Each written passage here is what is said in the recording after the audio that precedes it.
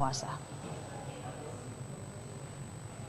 Ya, dari sejumlah saksi yang telah diajukan pemanggilan, hanya pengacara Egy Sujana yang hadir ke Polda Metro Jaya kemarin. Sementara itu sejumlah saksi termasuk Ahmad Dhani, Ratna Sarumpait, Amin Rais, Munarman, Habib Rizik, dan Mulan Jamila tidak hadir.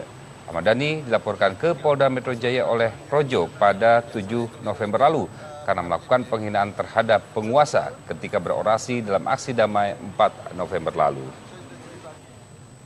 Ya, kita tunggu. Dilayangin kapan lagi? Ya belum tahu ini penyidik, kita tunggu nanti jadwalnya kapan penyidik. Minggu depan? belum tahu. Tanggalnya belum tahu, nanti kita kasih tahu, kita update. Ya, musisi kondang Ahmad Dhani terancam jerat pidana karena menghina penguasa. Polisi pun sudah mulai melakukan penyelidikan dengan memanggil sejumlah saksi.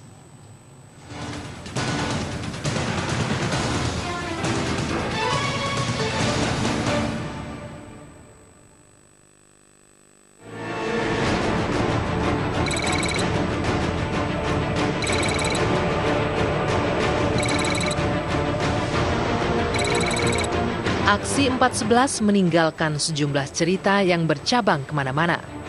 Salah satunya ujaran musisi Ahmad Dhani yang kini menuai kontroversi. Tidak hanya kontroversi, ujaran Ahmad Dhani dalam orasi aksi 4.11 lalu juga berbuah ancaman pidana. Muasalnya adalah adanya laporan dari dua kelompok relawan Jokowi, yakni Projo dan Laskar Rakyat Jokowi. Dua kelompok relawan tersebut melaporkan Ahmad Dhani karena orasinya dianggap telah mengungkapkan kata-kata tak pantas terhadap Presiden Joko Widodo. Melakukan pelecehan dan penghinaan kepada Presiden Republik Indonesia. Bentuknya? Banyak kata-katanya. Kata-kata kotor ya? Dan sangat tidak beradab.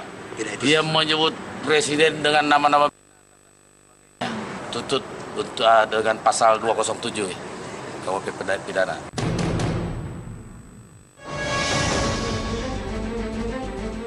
Berdasarkan laporan tersebut, musisi kondang itu pun terancam pasal 207 KUHP tentang penghinaan terhadap penguasa dengan ancaman penjara paling lama 1 tahun 6 bulan.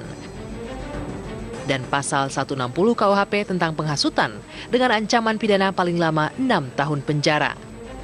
Terkait muatan orasi Ahmad Dhani sendiri pernah disikapi secara khusus oleh Presiden Joko Widodo. Presiden menegaskan hasutan kebencian dan penghinaan terhadap simbol negara harus diproses secara hukum sesuai aturan yang berlaku.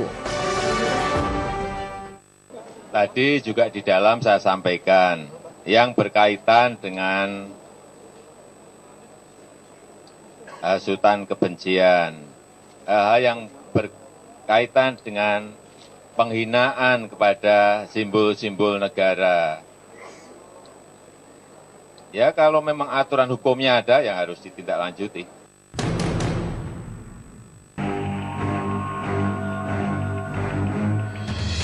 Sejak dilaporkan pada awal November lalu, polisi mulai memanggil sejumlah saksi pada Kamis 24 November kemarin.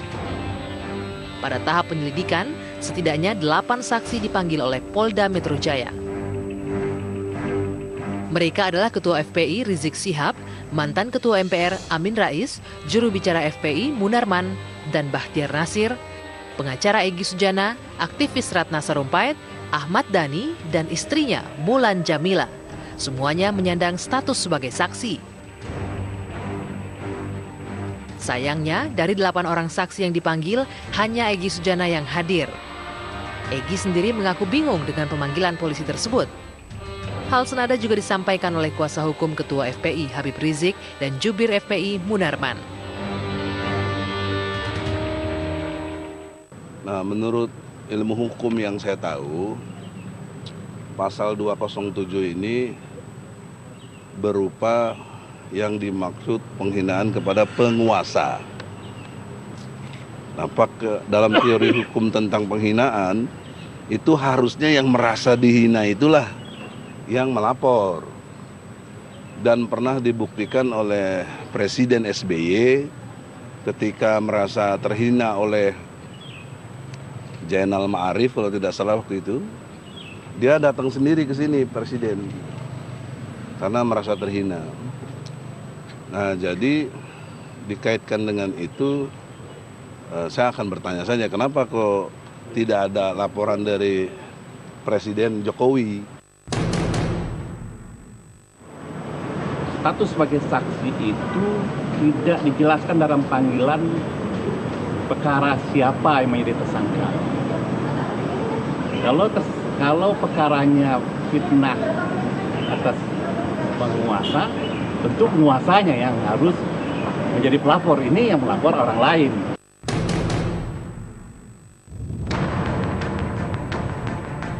Menanggapi penjelasan Egy Sujana, Kabid Humas Polda Metro Jaya, Kombes Awi Setiono mengatakan penerapan pasal penghinaan kepada penguasa merupakan delik umum, sehingga tidak harus presiden yang mengajukan laporan.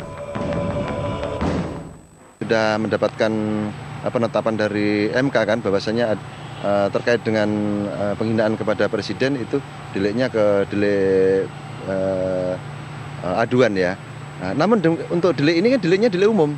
Ini kepada penguasa. Penguasa ini secara luas, yaitu dari pejabat-pejabat yang tingkat bawah sampai tingkat atas, itu bisa kita gunakan delik ini. Ini deliknya delik umum. Jadi siapapun pelapornya, kita tentunya penyidik akan memprosesnya.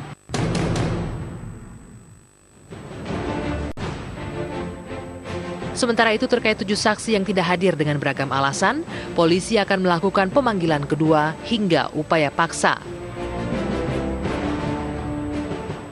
Yakin kita aturannya demikian, pemanggilan pertama, pemanggilan kedua, pemanggilan ketiga dengan surat perintah membawa, itu kan sudah prosedur, tentunya kita akan ikuti itu semua.